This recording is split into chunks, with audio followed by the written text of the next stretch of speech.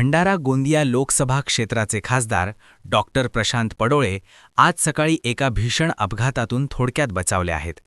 नागपूरकडे प्रवास करत असताना त्यांच्या वाहनाला ट्रकने जोरदार धडक दिल्याची घटना घडली असून सुदैवाने खासदार पडोळे सुरक्षित आहेत. Breaking news headline. खासदार डॉक्टर प्रशांत पडोळे अपघातातून थोडक्यात बचावले. नागपूरजवळ वडोदा परिसरात ट्रकची जोरदार धडक. दिल्ली अधिवेशनासाठी जात असताना घडली घटना. सलग तिसऱ्यांदा त्याच मार्गावर अपघात. रस्त्याच्या सुरक्षिततेवर प्रश्न. भंडारा गोंदिया लोकसभा क्षेत्राचे खासदार डॉक्टर प्रशांत पडोळे आज सकाळी भंडाऱ्यावरून नागपूरकडे दिल्ली अधिवेशनासाठी रवाना झाले होते. दरम्यान नागपूरजवळील वडोदा परिसरात हल्दीराम कंपनीसमोर त्यांच्या वाहनाला मागून येणाऱ्या ट्रकने जोरदार धडक दिली.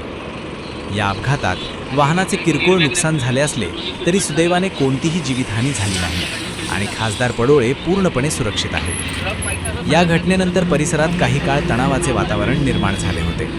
स्थानिक नागरिक आणि कार्यकर्त्यांनी घटनास्थळी धाव घेतली आणि खासदारांची विचारपूस केली. विशेष म्हणजे याच मार्गावर खासदार डॉक्टर प्रशांत पडोळे यांच्या वाहनाचा हा तिसरा अपघात असल्याने या रस्त्याच्या सुरक्षिततेबाबत गंभीर प्रश्न उपस्थित झाले आहेत.